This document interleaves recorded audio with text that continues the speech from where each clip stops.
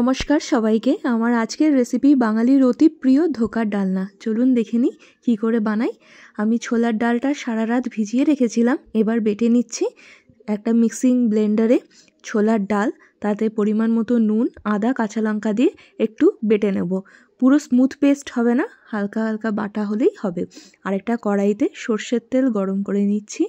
এবার সর্ষের তেল গরম করে তার মধ্যে দিয়ে দিচ্ছি জিরে, কালো জিরে, হিং আর বেটে রাখা ডালটা দিয়ে ভালো করে আমি কড়াইয়ের মধ্যে শুকনো শুকনো করে নেড়ে নেব। আপনারা চাইলে এর মধ্যে আদা, কাঁচা লঙ্কা বাটা, আরও অনেক হলুদ, লঙ্কার গুঁড়ো দিতে পারেন, তবে এটা আমি এমনি শুকনো শুকনো করে কড়াইতে নেড়ে নিচ্ছি। একটা থালাতে সর্ষে তেল মাখিয়ে ভালো করে ডালটা তার মধ্যে আমি বিছিয়ে নিয়ে এবার আমি চৌকো চৌকো শেপে এটা কেটে নিচ্ছি। আপনারা চাইলে এটাকে ডায়মন্ড শেপেও কাট করে নিতে পারেন।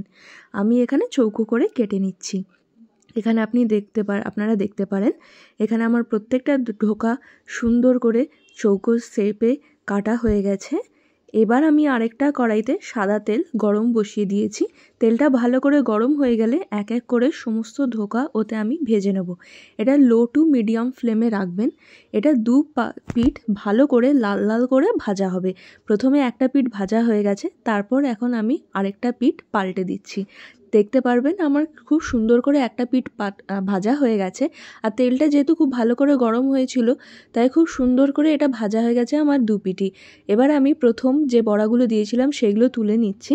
এবার বাকি যেগুলো আমি কেটে রেখেছিলাম, এর মধ্যে অনেকগুলো সাইডের টুকরোও আছে যেগুলো সমান হয়নি, সেগুলো দিয়ে ভালো করে ভেজে তুলে নিচ্ছি। এবার একটুখানি সর্ষে তেল কড়াইতে গরম করে নুন হলুদ দিয়ে আলুগুলো ভালো করে লাল লাল করে ভেজে নেব।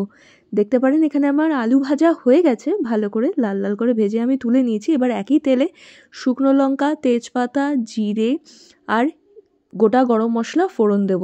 এলাচ, দারচিনি, লবঙ্গ ফোড়ন দিয়ে একটুখানি এটা নেড়ে নেব। নেড়ে নিয়ে তেলের মধ্যেই হলুদ গুঁড়ো আর লঙ্কার গুঁড়ো দেবো। আপনারা চাইলে ধনের গুঁড়ো, জিরের গুঁড়ো দিতে পারেন, কিন্তু আমি শুধু হলুদ গুঁড়ো আর লঙ্কার গুঁড়ো দেবো। তেল ছেড়ে এলে ওর মধ্যে একটুখানি আমি ফেটিয়ে রাখা দই দিয়ে দিচ্ছি, টক দই। তেল ছেড়ে যখন আসছে আলুটা দিয়ে এবার আমি ভালো করে কষিয়ে নিচ্ছি। আলুটা দিয়ে আমি একটুখানি 1-1.5 মিনিট মতো কষাবো। দেখুন আমার আলু দিয়ে কষিয়ে ভালো করে তেল বেরিয়ে এসছে।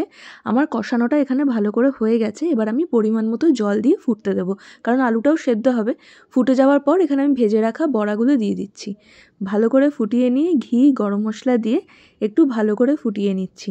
ভালো করে ফোটানো হয়ে যাওয়ার পর এবার এটা গরম ভাতে পরিবেশন করবো। আপনারা লুচি দিয়েও খেতে পারেন।